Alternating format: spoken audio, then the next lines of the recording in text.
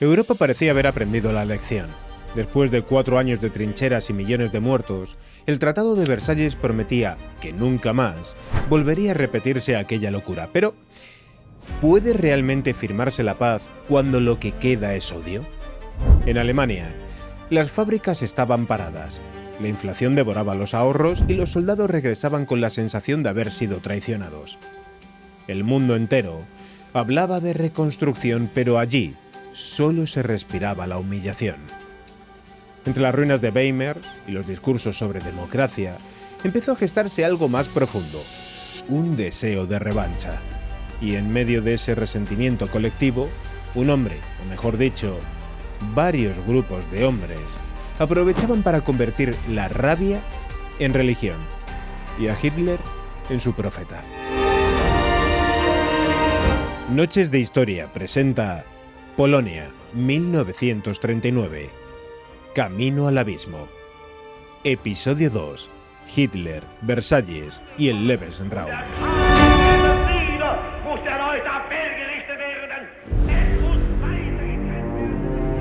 Cuando en 1919 se firmó el Tratado de Versalles, muchos lo celebraron como el final definitivo de la Gran Guerra. En los salones de París se hablaba de una paz que garantizaría la estabilidad de Europa durante generaciones, pero en Alemania la sensación fue otra: humillación, impotencia y rabia.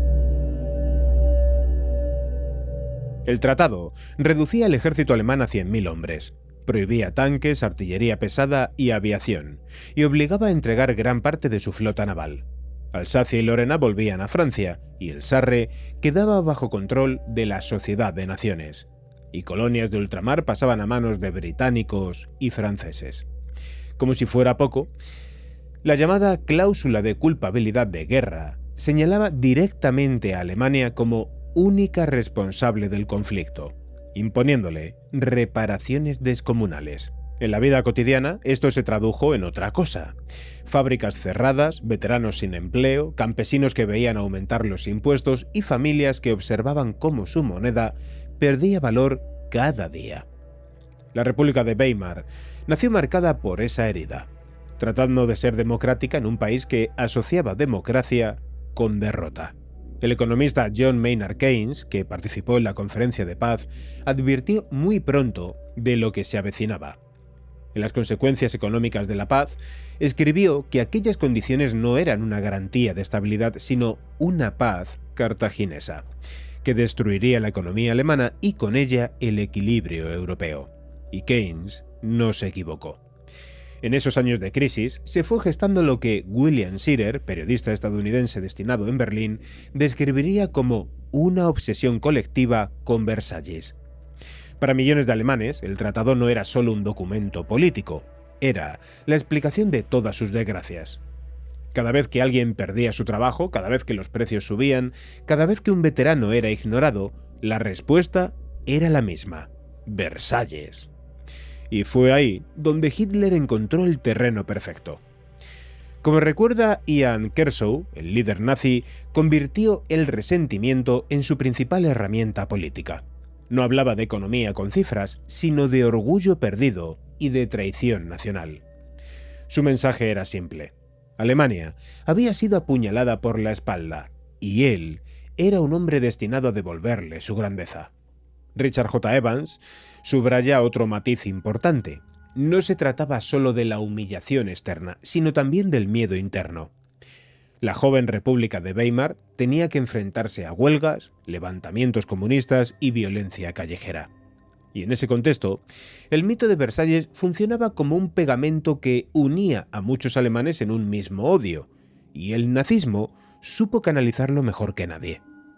Versalles, con sus cláusulas interminables, no fue el final de una guerra, sino el prólogo de la siguiente. Lo que para los vencedores era una garantía de paz, para los vencidos fue un recordatorio diario de su derrota. En esa herida abierta, en ese resentimiento constante, estaba el germen de la tormenta que volvería a sacudir Europa apenas 2 décadas más tarde. Es aquí donde vamos a interesarnos por los primeros años de Hitler y cómo pasó de agitador a líder supremo. El 30 de enero de 1933, Adolf Hitler fue nombrado canciller de Alemania. Para muchos, en aquel momento era un político más de los muchos que habían surgido en los turbulentos años de la República de Weimar. Había quien lo veía como un charlatán extremista, otros como un agitador peligroso, pero casi nadie imaginaba que ese día comenzaba un camino que arrastraría a Europa hacia la guerra. Pero para entenderlo, hay que retroceder algunos años. Así entenderemos cómo Hitler pasó de pertenecer a un pequeño grupo marginal a convertirse en un fenómeno de masas. En 1919, en el caos de la posguerra, Hitler trabajaba como soldado y espía político en Múnich. Fue enviado a vigilar a un grupo diminuto, el Partido de los Trabajadores Alemanes, el DAP, y en lugar de disolverlo, se unió a él. Enseguida su talento oratorio lo distinguió. No hablaba como un político, sino como un profeta furioso, mezclando resentimiento, nacionalismo y antisemitismo, en frases sencillas y viscerales. Pronto, el partido cambió de nombre. Partido Nacional Socialista Alemán de los Trabajadores, el NSDAP. Adoptó la esvástica como símbolo, organizó sus propias milicias callejeras, las camisas pardas o SA, y comenzó a crecer a base de mítines en cervecerías y enfrentamientos en las calles contra comunistas. El mensaje era simple, directo y muy eficaz. Alemania había sido traicionada en 1918, humillada en Versalles y vendida por políticos corruptos y judíos. El enemigo no solo estaba fuera de las fronteras, sino que lo peor es que estaba dentro. Por lo tanto, solo un movimiento fuerte podía salvar a la nación. Así, Hitler y sus seguidores entendieron que para crecer necesitaba algo más que discursos inflamados. Hacía falta un símbolo que hablara directamente a las masas, que condensara en una sola imagen todo lo que representaba el movimiento. Y esa imagen, como sabrás, fue la esvástica. Esta cruz gamada, que en religiones orientales como el hinduismo, el budismo o el jainismo es utilizada en representación de la buena suerte y que te puedes encontrar tanto en templos, tiendas o casas para sorpresa, aún hoy, de muchos occidentales cuando deciden ir de vacaciones a países asiáticos. Yo mismo he presenciado debates de españoles en algunos templos hablando sobre por qué hay una esvástica nazi en este templo, y mordiéndome la lengua por no parecer un enteradillo de la vida. Pero la realidad es que este símbolo ha acompañado a la humanidad desde hace miles de años y en diferentes culturas. Y no solo en Asia. De hecho, por si te surge en algún momento de tu vida la curiosidad, te invito a que visites la villa romana de La Olmeda en la provincia de Palencia, donde vas a encontrarte un mosaico romano con esta simbología. Pero volvamos a la historia, ¿vale? Como te contaba, Hitler decidió, y así lo expresa en Mein Kampf, como yo mismo, tras innumerables ensayos, encontré una forma definitiva, una bandera con fondo rojo, un círculo blanco y en él una esvástica negra. El rojo evocaba la energía revolucionaria y apelaba a los obreros, robándole simbología al comunismo. Y el blanco simbolizaba la idea de pureza y nacionalismo. La esvástica negra se convertía así en la representación de la misión del partido, la lucha racial contra judíos y comunistas y el renacimiento de Alemania. El resultado fue devastadoramente eficaz.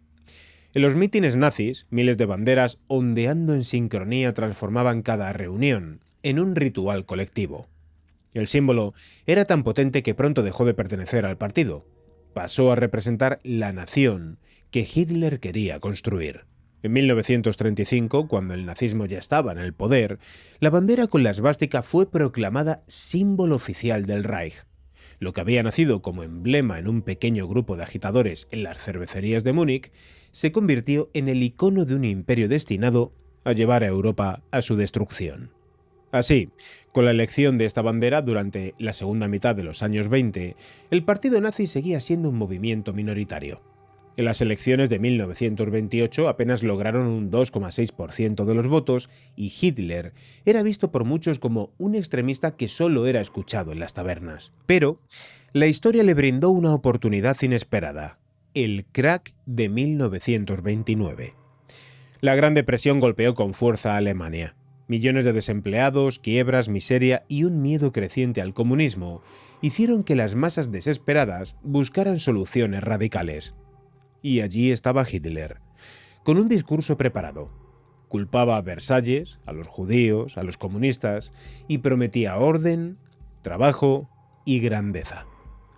En 1930, el Partido de los Trabajadores saltó a 107 escaños en el Reichstag y en 1932 ya era el partido más votado, aunque sin la posibilidad de gobernar. Así, con Hindenburg, que desconfiaba profundamente de Hitler y lo veía como un demagogo sin modales, prefería apoyarse en figuras conservadoras tradicionales. Primero, nombró canciller a Heinrich Brüning, después a Franz von Papen y finalmente a Kurt von Schleicher, todos generales o políticos de élite prusiana, pero ninguno logró estabilizar el país. Von Papen, en particular, fue un personaje decisivo y es que, tras perder el cargo, buscó venganza contra Schleicher y empezó a conspirar para traer de vuelta a Hitler, al que creía que podría dirigir dentro de un gabinete dominado por conservadores. Su plan era simple: Hitler de canciller, pero rodeado de ministros leales a Hindenburg y a la aristocracia. Así, pensaban, el líder nazi sería la cara visible mientras los conservadores controlaban el poder real. Menudo iluso. El 30 de enero de 1933, tras intensas negociaciones y con la presión de los industriales que veían en Hitler un freno contra el comunismo, Hindenburg cedió. Nombró a Hitler canciller de un gobierno de coalición donde solo 3 ministerios estaban en manos nazis. Confiado, von Papen habría dicho, al parecer, tras la designación, «lo hemos contratado». Una frase que, cierta o no, retrata bien la arrogancia con la que los conservadores creían poder domesticar al Führer, como así recogía Alan Bullock en la primera biografía de Hitler, A Study in Tyranny. Desde luego, fue el mayor error de cálculo de la política alemana en el siglo XX. En apenas semanas, Hitler demostró que no era un títere, sino un estratega dispuesto a devorar a sus supuestos controladores.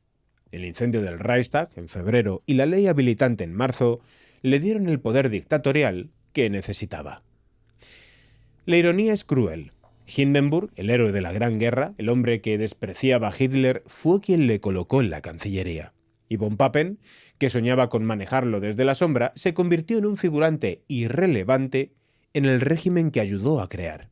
Así, con todo el poder en las manos de Hitler, los rivales fueron eliminados uno a uno. Los partidos fueron prohibidos, los sindicatos disueltos, la prensa independiente silenciada y la violencia también alcanzó a sus propios aliados incómodos. En 1934, durante la Noche de los Cuchillos Largos, Hitler mandó asesinar a Ernst Röhm y a decenas de líderes de las SA, la fuerza paramilitar que lo había sostenido en sus inicios, porque ahora representaban una amenaza frente al ejército regular. En agosto de ese mismo año, la muerte de Hindenburg permitió a Hitler fusionar la presidencia y la cancillería. Se convirtió así en Führer. Desde entonces, el juramento de lealtad del ejército no era a Alemania, sino a él personalmente.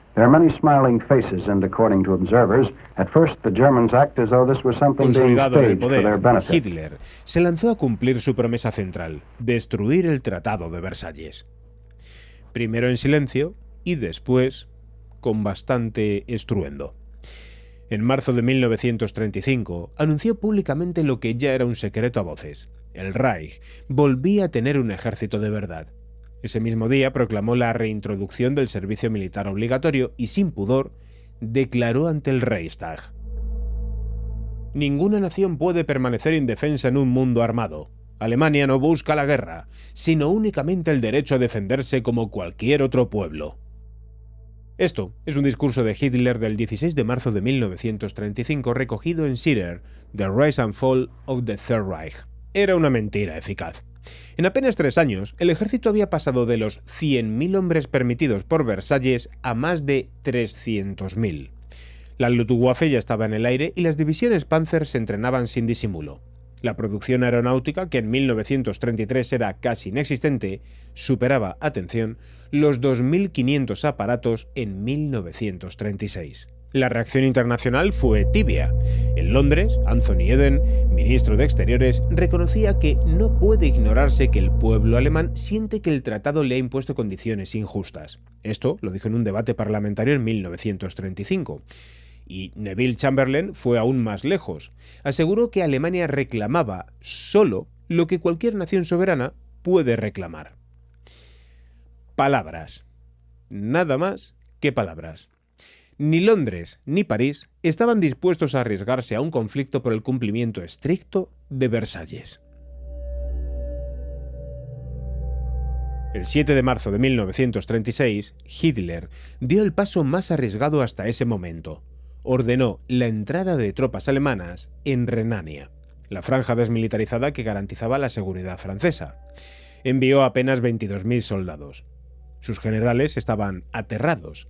Sabían que si Francia respondía, no podrían resistir. Y Hitler también lo sabía. De hecho, más tarde reconocería ante sus colaboradores: si los franceses hubiesen entrado, nos habríamos retirado con el rabo entre las piernas. Como encontramos en el libro de Ian Kershaw, Hitler 1889-1936. Y eso fue lo que pasó, que París no reaccionó. El ministro de Exteriores, Pierre-Étienne Flandin, denunció la violación del tratado en la Sociedad de Naciones, pero Francia no movió un solo soldado.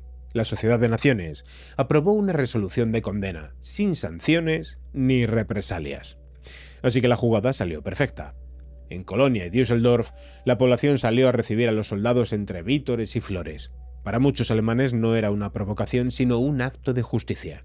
La recuperación de un territorio injustamente arrebatado. Y Renania fue un punto de no retorno.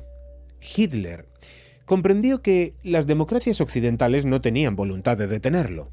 Cada protesta sin consecuencias, cada silencio diplomático era una invitación a avanzar. Y avanzaría. En apenas 3 años, Hitler había pasado de canciller accidental a dictador absoluto.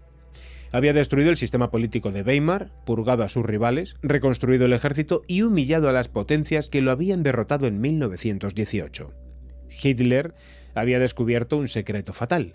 El miedo al conflicto podía ser más poderoso que cualquier división blindada. Y a partir de Renania, ya no pensaba detenerse. Y su próximo avance era claro: Austria. Austria siempre había estado en el horizonte de Hitler. Nacido en Braunau am Inn, en la propia frontera austro-alemana, consideraba que la unión de los dos pueblos era una deuda histórica pendiente desde la disolución del Imperio austrohúngaro en 1918. Para él, el Anschluss no era conquista, sino reunificación. El canciller austriaco, Kurt Schuschnigg, intentó mantener la independencia de su país, pero la presión era insoportable. En marzo de 1938, Hitler lo convocó en Berchtesgaden y lo sometió a un chantaje brutal.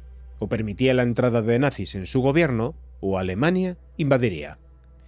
Schuschnigg trató de resistir convocando un plebiscito para que los austriacos decidieran su futuro, pero Hitler se adelantó. El 12 de marzo, las tropas alemanas cruzaron la frontera. No hubo disparos ni resistencia. Por el contrario, las calles de Linz y Viena se llenaron de multitudes que vitoreaban al Führer. Lanzaban flores a los soldados y saludaban con el brazo en alto. Las imágenes dieron la vuelta al mundo. Parecía más una fiesta que una invasión. Hitler, emocionado, proclamó en la Heldenplatz de Viena la incorporación de Austria al Reich. Como Führer y canciller del Reich alemán, anuncio ante la historia la entrada de mi patria, Austria, en el Tercer Reich alemán. Internacionalmente, la reacción fue la misma de siempre: protesta diplomática, pero ninguna acción. Londres y París consideraron que Austria y Alemania compartían raíces culturales y que en el fondo aquello era un asunto interno. El Anschluss fue legalizado con un plebiscito organizado bajo control nazi en el que el 99% de los votos resultó favorable. En un solo movimiento, Hitler había ampliado su territorio, reforzado su prestigio y ganado recursos estratégicos sin disparar un solo tiro. Cada paso dado sin oposición aumentaba su confianza, y ahora su mirada se dirigía hacia Checoslovaquia. El avance, desde luego, era imparable. Si Austria había sido un sueño personal de Hitler, los Sudetes fueron la prueba definitiva de hasta dónde podía llegar la política de apaciguamiento en Europa. Los Sudetes eran una región montañosa en la frontera occidental de Checoslovaquia, habitada por unos 3 millones de alemanes étnicos. Tras 1919 quedaron dentro del nuevo Estado checoslovaco, creado en Versalles como una república democrática, próspera y aliada de Francia. Para Hitler, aquella minoría alemana era la excusa perfecta. Bajo el discurso de la autodeterminación de los pueblos, exigió que fueran incorporados al Reich. La campaña empezó con propaganda. Se amplificaron los conflictos entre checos y sudetes, se denunció la opresión de la minoría alemana y se infiltraron agentes nazis para provocar disturbios. Desde Berlín, Goebbels machacaba con la idea de que los alemanes de los Sudetes estaban siendo maltratados y que el Reich tenía el deber de protegerlos. En septiembre de 1938, Hitler subió la apuesta. En un discurso en Nuremberg proclamó: «Los alemanes de Checoslovaquia no están solos. Alemania no abandonará jamás a sus hermanos». La tensión creció hasta el borde de la guerra. Checoslovaquia estaba dispuesta a defenderse y Francia tenía un tratado que la obligaba a acudir en su ayuda, pero París no quería enfrentarse a Alemania, Londres tampoco. Fue entonces cuando entró en escena Neville Chamberlain, primer ministro británico, decidido a evitar la guerra a cualquier precio. Es en este momento cuando recuerdo las reuniones de Hitler y Chamberlain y que muchos ya hemos leído sobre ellas. En septiembre, Chamberlain voló 3 veces a Alemania para entrevistarse con Hitler. Era la primera vez que un primer ministro británico viajaba en avión para una misión diplomática. Las imágenes de Chamberlain entrando en la residencia bávara del Führer en Berchtesgaden se hicieron famosas. Un anciano estadista con paraguas frente a un dictador que representaba la nueva Europa. En la primera reunión, Hitler exigió la anexión inmediata de los Sudetes. Chamberlain intentó ganar tiempo, creyendo que podía convencerlo de aceptar una solución negociada. En la segunda, en Bad Godesberg, Hitler endureció aún más su postura. No solo quería a los Sudetes, sino que amenazaba con la guerra si no se le concedía de inmediato. Europa en esos instantes contuvo la respiración. Se hablaba abiertamente de que Europa estaba a punto de repetir 1914, por lo que en Londres se construyeron refugios antiaéreos y en París se movilizó parcialmente al ejército. Esta crisis se resolvió en la noche del 29 al 30 de septiembre de 1938 en la ciudad de Múnich. Hitler, Mussolini, Chamberlain y Daladier, primer ministro francés, se sentaron en la mesa. Checoslovaquia, el país afectado, ni siquiera fue invitado. Allí, los aliados entregaron a Hitler lo que pedía, la anexión de los Sudetes. A cambio, el Führer prometía que no tenía más ambiciones territoriales en Europa. Cuando Chamberlain regresó a Londres, fue recibido como un héroe. Ante una multitud exultante, agitó el papel firmado con Hitler y pronunció la frase que pasaría a la historia: «Creo que es la paz para nuestro tiempo». La prensa británica lo celebró como el hombre que había salvado a Europa de otra carnicería y, sin embargo, como podemos ver en Inside the Third Reich de Albert Speer o las propias notas de Goebbels en sus diarios, Hitler estaba eufórico y orgulloso de haber humillado a los aliados. Como en el episodio anterior vimos con Polonia en épocas históricas anteriores, ahora era Checoslovaquia la que de la noche a la mañana, y sin ser invitada a las negociaciones, perdía 1/3 de su territorio, parte de su sistema defensivo y una gran parte de su industria pesada. El propio Winston Churchill lo resumió en la Cámara de los Comunes con una frase demoledora: «Se os dio a elegir entre el deshonor y la guerra, elegisteis el deshonor y ahora tendréis la guerra». Hitler había logrado otro triunfo monumental sin disparar un solo tiro. Pero a diferencia de Austria, esta vez no era solo un paso geográfico, era un paso psicológico. Los líderes europeos habían demostrado que preferían cualquier cosa antes que enfrentarse al dictador alemán. Y Hitler ya sabía cuál sería su siguiente objetivo: Checoslovaquia entera. El papel de Múnich aún no se había amarillado cuando Hitler decidió romperlo. Había prometido que con los Sudetes su apetito quedaría satisfecho. Mentía. En los meses siguientes, Berlín apretó el cerco económico y político sobre lo que quedaba de Checoslovaquia. Un estado mutilado, desmoralizado y rodeado. El golpe final llegó en marzo de 1939. Aprovechando tensiones internas y presiones directas del Reich, Eslovaquia declaró su independencia el día 14, tutelada por Berlín bajo el liderazgo del sacerdote político Józef Tiso. Al mismo tiempo, Hungría, con beneplácito alemán, se abalanzó sobre Rutenia subcarpática, la franja oriental. Y Chequia, así, quedaba sola. La madrugada del 15 de marzo, Hitler citó al presidente checo Emil Hácha en el nuevo Reichskanzlei de Berlín. La escena, relatada por testigos, fue de una brutalidad muy fría y calculadora. Se le presentó un ultimátum con la amenaza explícita de bombardear Praga si no aceptaba la ocupación pacífica. Exhausto y con el corazón al límite, Hácha firmó. A primeras horas del día, la Wehrmacht entró en Praga sin disparar un solo tiro. El mapa se reescribía de nuevo. Nacía el protectorado de Bohemia y Moravia, directamente bajo control alemán.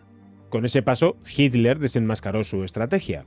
Ya no podía fingir que actuaba por autodeterminación de minorías alemanas. Bohemia y Moravia no eran alemanes, que pedían anexión. Era conquista pura y dura, una ocupación.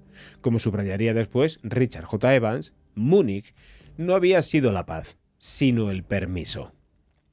La conmoción en Europa fue inmediata. Chamberlain comprendió por fin que el apaciguamiento no compraba seguridad, sino tiempo, pero para Hitler. En apenas 2 semanas, el Reich remató la jugada simbólica con otra humillación. El 22 de marzo, Alemania forzó a Lituania a ceder Memel, Klaipėda, puerto estratégico en el Báltico, y por lo que fuera, el cálculo cambió a Londres y a París. Si Checoslovaquia podía ser desmantelada pese a todas las promesas, Polonia sería la siguiente. El 31 de marzo de 1939, el gobierno británico anunció la garantía de seguridad a Polonia. Francia la secundó poco después. Y esto era un giro histórico. De ahora en adelante, otro paso alemán al este significaría guerra con las potencias occidentales. ¿Y cuál era ese otro paso que Hitler tenía en su agenda? Danzig. Danzig, la ciudad portuaria bajo control de la Sociedad de Naciones desde 1919, y el estrecho corredor que separaba Prusia Oriental del resto del Reich eran, a sus ojos, heridas abiertas del Tratado de Versalles. Pero no se trataba solo de mapas. En su visión de Lebensraum Polonia, era el primer paso hacia la expansión alemana en el este, el espacio vital para los colonos alemanes y el escenario de la guerra racial contra judíos y eslavos. La maquinaria propagandística se puso en marcha. Goebbels comenzó a difundir la idea de que los alemanes en Polonia eran perseguidos, hostigados y humillados. Los periódicos y radios del Reich hablaban cada día de supuestas atrocidades, preparando a la opinión pública para aceptar que una intervención era necesaria. Pero había un cambio fundamental respecto a los años anteriores. Esta vez, Londres y París no se quedarían callados. El 31 de marzo de 1939, Chamberlain anunció en la Cámara de los Comunes que Reino Unido garantizaba la independencia de Polonia y Francia se sumó al compromiso pocos días después. Esta noticia cayó como un jarro de agua fría en Berlín. Por primera vez, Hitler se enfrentaba a la posibilidad real de que una agresión desatara una guerra general en Europa. Aún así, no retrocedió. Dio orden al Estado Mayor de preparar el plan Fallweis, la invasión de Polonia, con fecha tentativa para el 1 de septiembre. Pero sabía que todavía le faltaba una pieza: asegurarse de que la Unión Soviética no intervendría. Pero esa jugada, el pacto que sacudiría al mundo, llegaría unas semanas más tarde. En el verano de 1939, ya donde la tensión era insoportable, en Danzig, banderas nazis ondeaban en los edificios oficiales y en Polonia el ejército movilizaba a sus reservistas. Mientras que en Londres y París los políticos se debatían entre el miedo y el deber. Por su parte, Hitler estaba convencido de una cosa: las democracias occidentales no arriesgarían la paz de sus pueblos por una nación del Este. Polonia sería la siguiente pieza del ajedrez en caer, y detrás de ella aguardaba el vasto espacio vital del Este. Europa caminaba ya al borde del abismo. En el próximo episodio abordaremos el plan Fall-Weiss y por supuesto el pacto Ribbentrop-Molotov. Y seguiremos dándonos cuenta de por qué en la noche, como en la historia, nada es lo que parece.